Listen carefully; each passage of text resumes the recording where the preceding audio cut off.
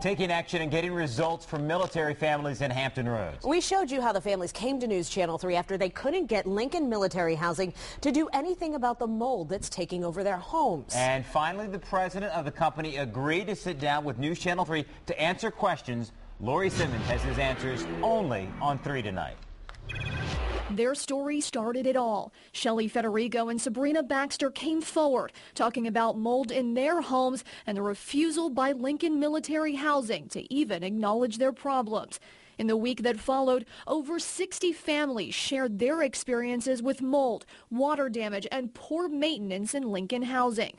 And finally, Gerald Bliss, the president of the company, came down to Hampton Roads to address all these issues with me on camera. I want all of our families and all of our residents to know that we care. We're so appreciative of what they do for all of us. It's a very important job and there's a lot of stresses. And we're going to work closely with the families to make sure that they're comfortable. We're going to take action. We're going to resolve their issues. That action, Bliss explains, is a holistic review of the way Lincoln does business, looking at maintenance practices and the way they handle customer complaints, starting this week to alleviate residents' worries. We're going to go through a management review of our procedures and our communication policies.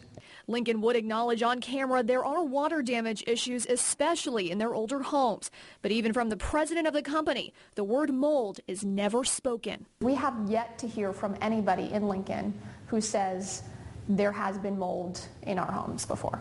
Can you say that to me right here and now? Well, we're going to work with all of our teams and our inspectors to determine what the situation is. And once they determine what that situation is, and it may call for testing, and if they call for testing, we will test. So you still won't admit that there has been mold in any of your homes in the past 5 or 6 years? I can't speculate on that.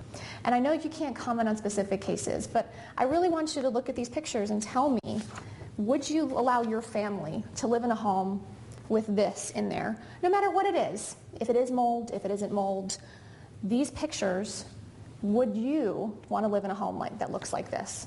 Would you want to be exposed to anywhere in a home that has this on the walls, this in the air vents, whatever it might be? Can you answer that?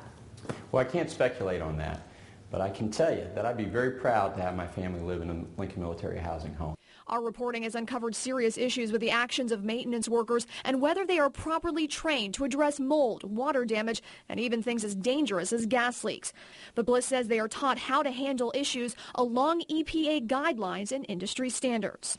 Well, when they show up spraying bleach and painting over it with Kills, you say that you guys follow EPA guidelines. Do you think that that is following EPA guidelines for dealing with visible mold on drywall? If the guidelines call for that, then yes. You can't use bleach on building materials. Bleach does not kill mold on building materials. That's what the guidelines say. Do you, in your opinion, as president of this company, think that that is proper EPA, following proper EPA guidelines? We follow the EPA guidelines, and that's what our procedures call for.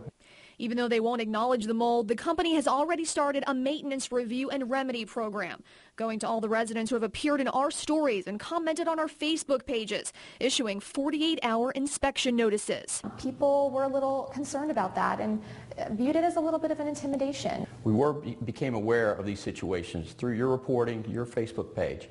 And the only reason we sent out 48-hour inspection notices is we were unable to contact them by phone or email. But many families tell us they do feel bullied, saying Lincoln managers have even threatened eviction for speaking to the media. Do you tolerate bad behavior within your ranks at the local, district, regional levels? No, we do not tolerate bad behavior.